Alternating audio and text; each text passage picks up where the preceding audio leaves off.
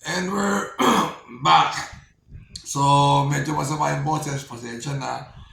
Under the weather Friday, pero di ba payday? Pero December 19, MMTCI tayo, Beatrice. Magkaya ka sa kanila, hi. Hello. So, pasensya na, medyo mga bulok ang vlog namin ngayon. Pero, mais naman yung mga tip.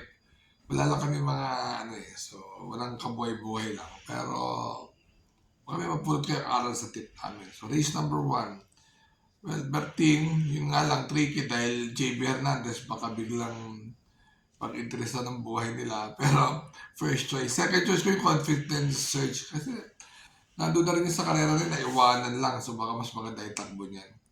Mga talunan niyan yung uno. Alright? 4, 3, and 1. Alright.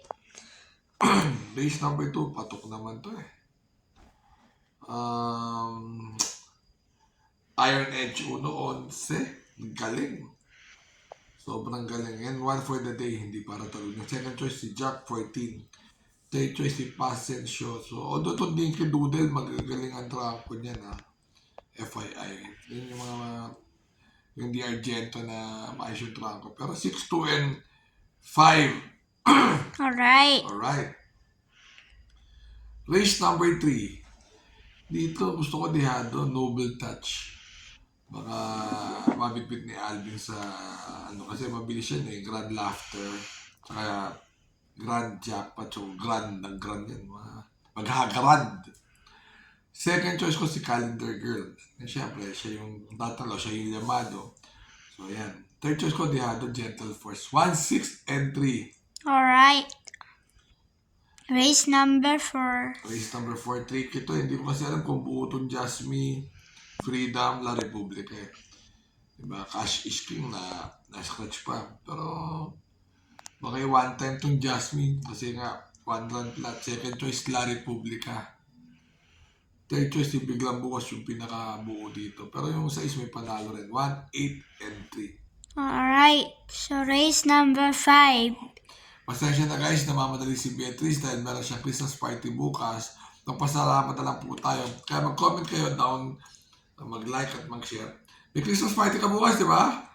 Namamadali ka? Hindi pa. Alright. Race number 5. Balik na patok, tingin ko. Second choice ko si Kalangaman Island. Third choice ko si Maytan. 5, 7, and 8. Baka Alright. na rin yan. Ito, race number 6, tricky. Pero kahit gusto ko dito, experience yan eh. Second choice ko si Johnny Danny. Third choice ko si Storm Landing. Napakagaling na yan, Storm Landing. Kalaban si River Rose. May panalo yan. 3, 4, and 6. Alright. So, race number 7. Matapos na tayo ha. Street Magic. Number 4 ako dyan. First choice. Second choice ko si Shakti dahil JT Zena. At third choice ko si Top of the Mark. 4, 3, and 5. Pero si Chef Cat may panalo na.